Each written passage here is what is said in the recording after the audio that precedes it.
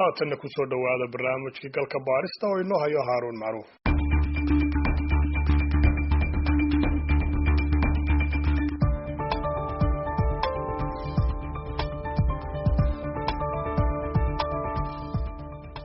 sanad kadib markii Soomaaliya ay xaqiijisay kiiskii ugu horeeyay cudurka COVID-19 oo ku beegneyd maanta oo kale sanad ka hor, Soomaaliya waxaa weli xanuunka u dhimanaya ama uu soo ridanaya dad ka badan intii sanadkii hore.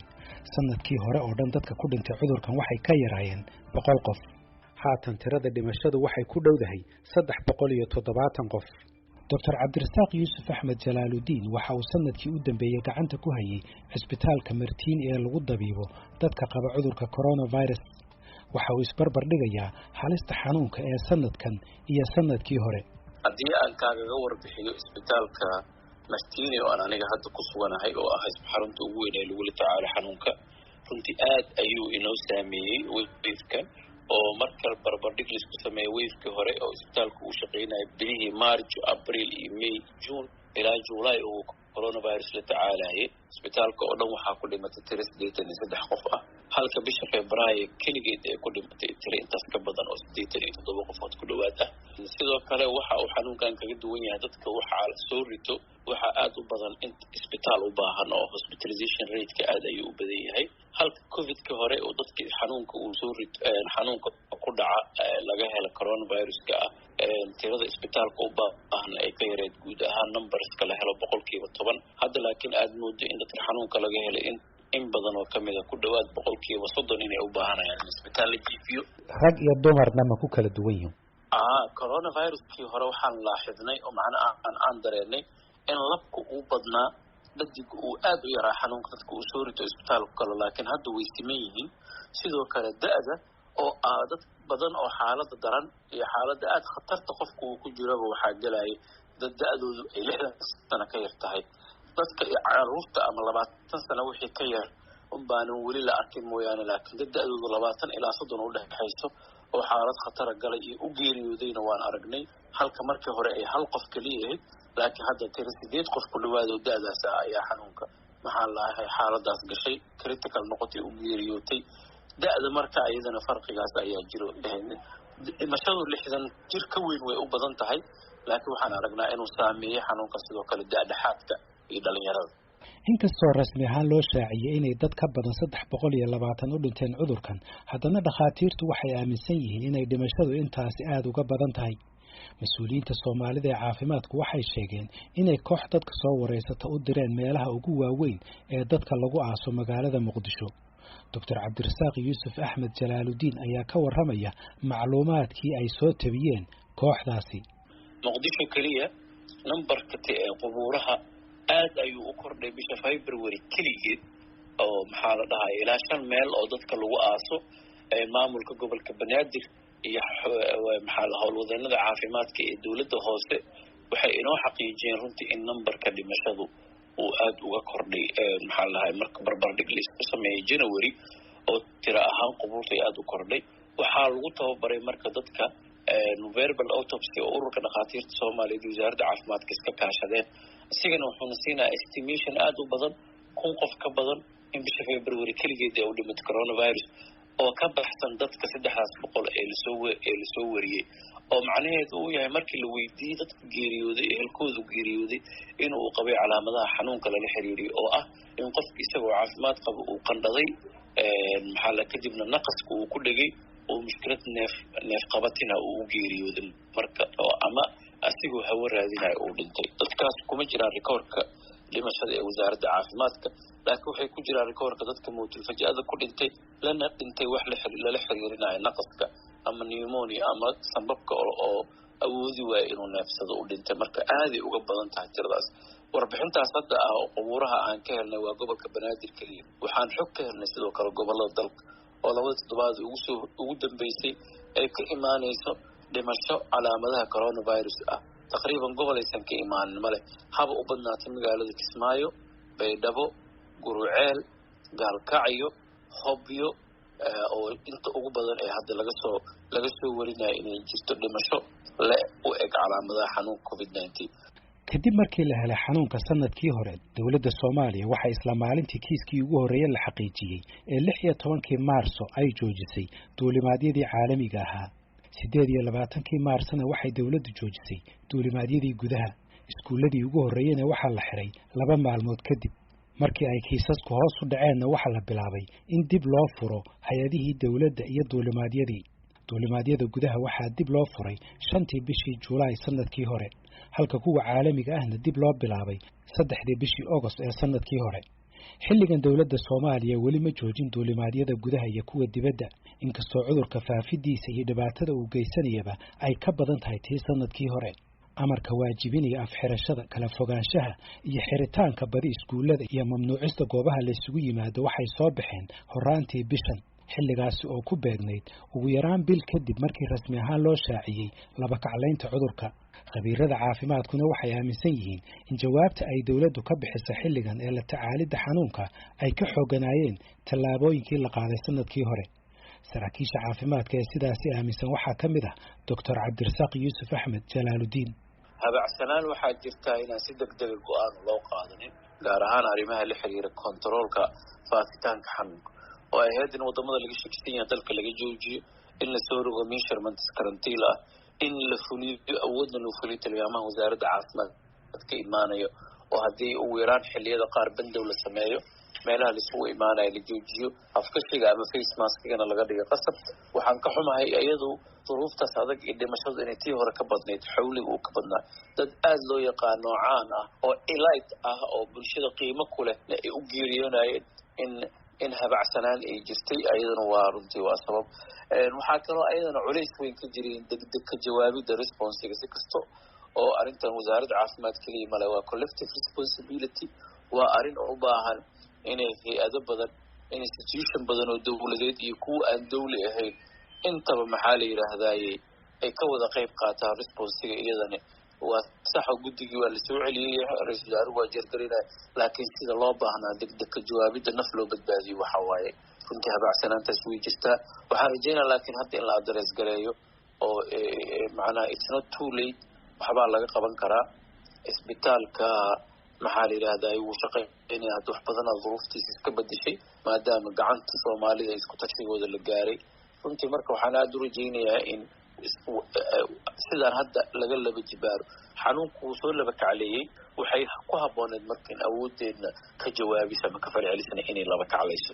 mas-uuliyiinta muddadaasi sanadka ah ka shaqaynaya cudurka COVID-19 waxaa ka mid ah wasiirka caafimaadka ee Soomaaliya Foosiye Abikar Nuur waxaan iyadana weydiiyey in jawaabtii sanadkii hore ay dawladdu bixisay ay ka waxtarsanayd tan hadda laga bixiyay laba kaclaynta maalmo dhaweyd waxaad soo rogteen toddobaadkii hore xayiraado cusub iskuuladii oo la xiray maxaan ku raad dadka dhaqdhaqaaqooda in maaski la xirto maxaa intaa ka badan ee la samayn karaa cudurka hoos u dhigi kara mise waxaad leedahay intaas way ku filan tahay oo intaas oo la xoojiyo wax weyn ayay taraysaa runtii waa xakamaynta mar haddii fidida gudihii aan ka dareemayno waxa kaliya la samayn kara waa in dadkii aad loo wacyigeliyaa lagu dadaala meeshar kasto yacni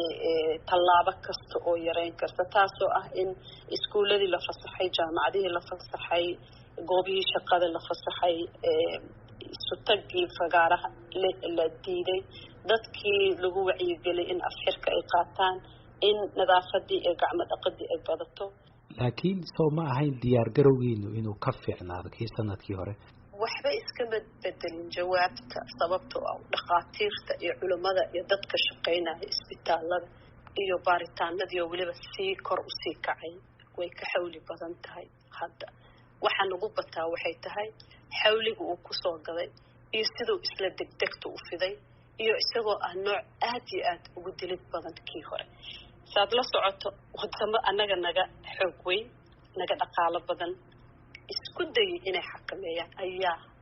sidaan oo kale intuu usoo galay ilaa iyo hadda dhibkii ku dhacay aan sii socdaa weli marka annaga waxaan nahay waddan tabar yar waddan dhaqaalihiisa aada u hooseeyay weliba saameyntii tii hore aanan kasoo kabsanin diyaar garow badan ma la samayn karin waddanka dhaqaalo ma laha waxaa jira lacaga ay yabooheen markii dhibka dhacay World Bank oo guud ahaan waddanka loogu yaboohay health sector-kana qayb laga siiyey lacagahaas ilaa iyo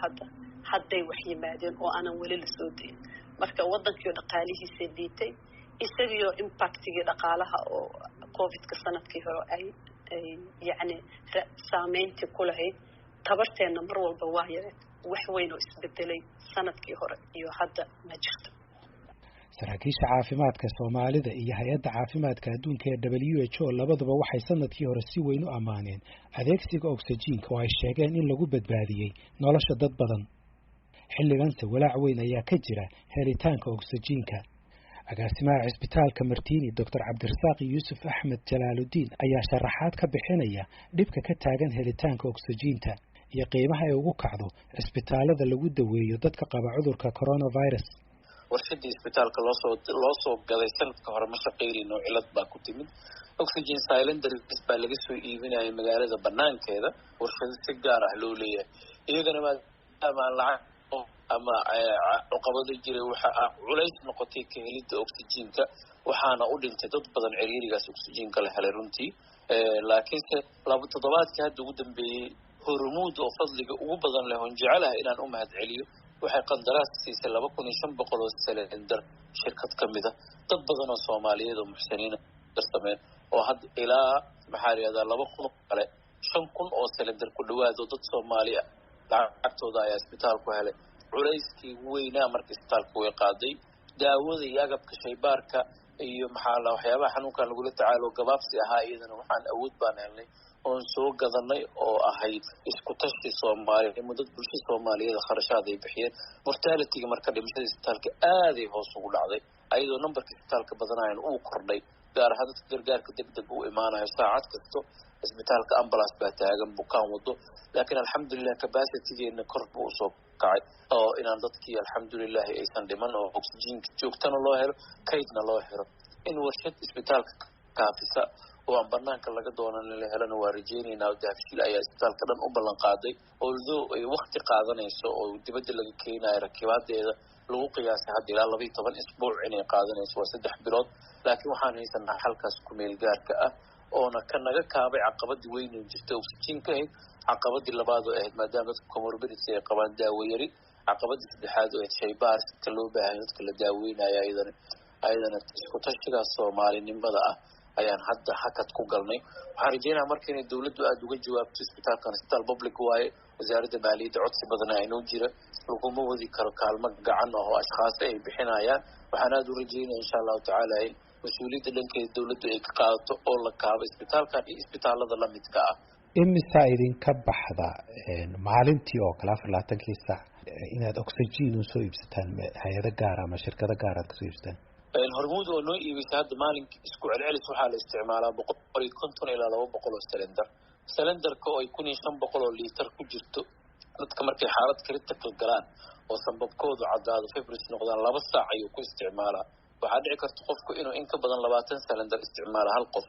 70 qof ayaan isbitaalka jiifta hadda caawa aan kula hadlayo 70 marka xoogaa mararka qaarkood shortage xoog laha ka dhaco laakiin alxamdulillah 24 saac team baa taagan wasiirka federaalka xafiiska dhex taagan oo arinta laga wada qeymin maamulka wasaaradda ugu sarreeya ilaa kan ugu hoosay waa helidda oxygen cylinderkii ama haantii imisa la soo siiya haantii oxygen waxaa la soo iibiyaa qaybta dambe aan maqlay $50 markii hore waxay joogi jirtay 8.20 kaliya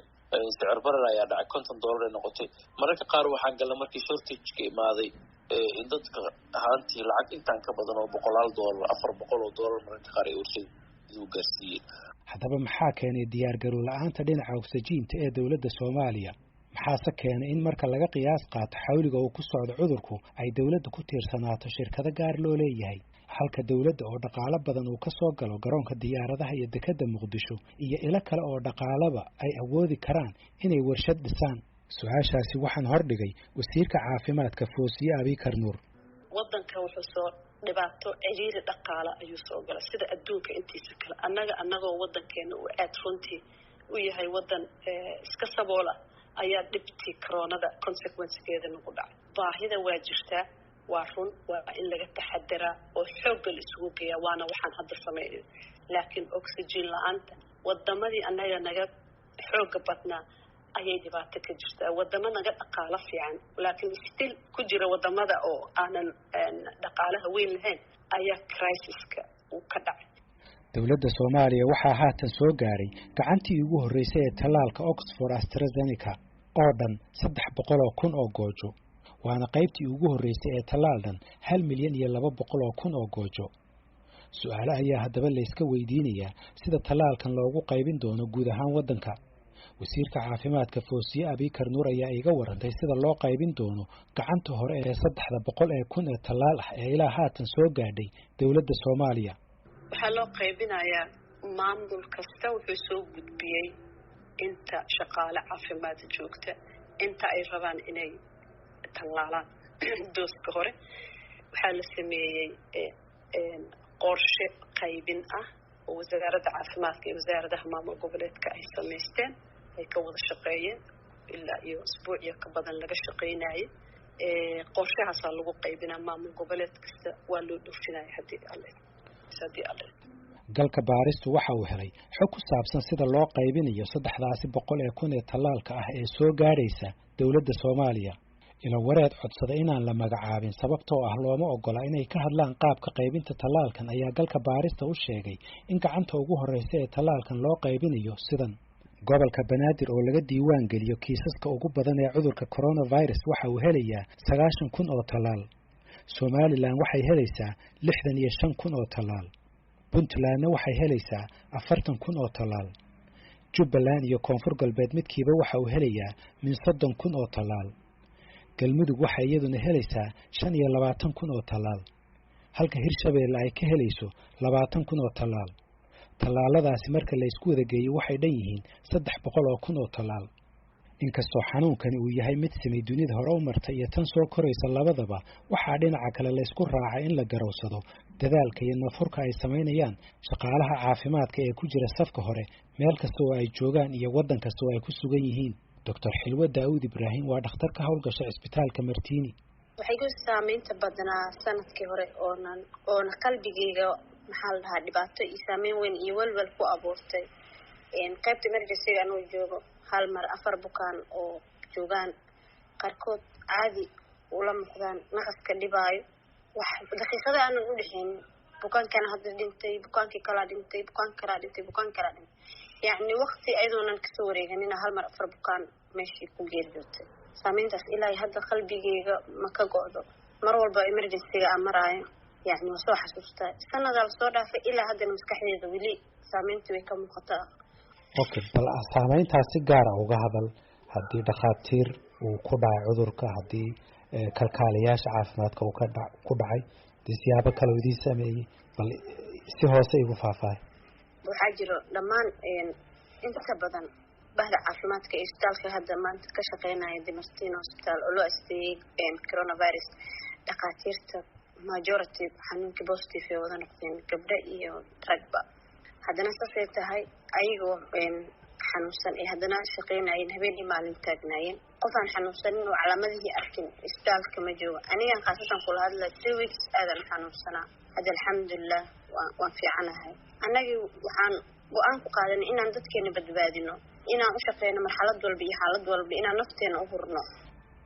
barnaamijkii galka baaristu waa naga intaas. inta aynu ku kulmi doono barnaamijkan oo kale,